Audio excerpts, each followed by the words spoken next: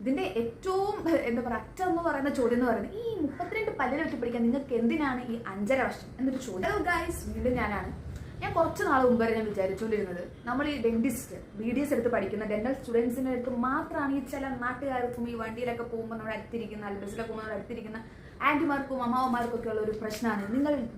നമ്മൾ BDS ആണെന്ന് പറയുമ്പോൾ അവരിങ്ങനെ പറയും, നിങ്ങൾ പല്ലിനെ പറ്റി പഠിക്കുന്നവരല്ലേ എന്ന് ചോദിക്കും.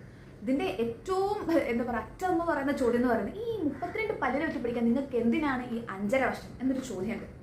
ഇതൊരു റീല് കണ്ടപ്പോൾ ആ റീലുണ്ടായിരുന്നു, ഒരു BDS പഠിക്കുന്ന കുട്ടിയാണെന്ന് തോന്നുന്നു റീല് ചെയ്തേക്കുന്നത്. കുട്ടി പറയുന്നുണ്ട്, ഈ ആയുർവേദം എടുത്തവരായാലും അവരുടെ അടുത്ത് പറയും നിങ്ങൾ പച്ചില അരയ്ക്കാൻ പോകുന്നവരല്ലേ, നിങ്ങൾ നിങ്ങൾ MBBS അല്ലല്ലോ എന്ന്. ഈ ഹോമിയോപ്പതി എടുക്കുന്നവർ നിങ്ങൾ മധുരമിഠായി പോലത്തെ ഗുളികൾ കൊടുക്കുന്നവരെ നിങ്ങൾ MBBS അല്ലല്ലോ. എന്നാൽ ഈ നാട്ടുകാരൊക്കെ തന്നെ പോയിട്ട് നമ്മുടെ ഈ MBBS എടുത്ത കുട്ടികളോട് പറയും, നിങ്ങൾ MBBS അല്ലേ, നിങ്ങൾ വെറും MBBS അല്ലേ, നിങ്ങൾക്ക് PG ഇല്ലല്ലോ എന്ന് എടുത്ത് ചോദിക്കും.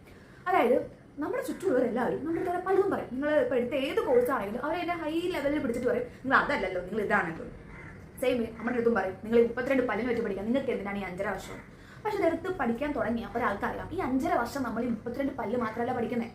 ഡെന്റിസ്ട്രി എന്ന് പറയുന്നത് BDS എന്ന് പറയുന്നത് ഈ 32 പല്ലിനെ പറ്റി പഠിക്കുന്നത് മാത്രമല്ല,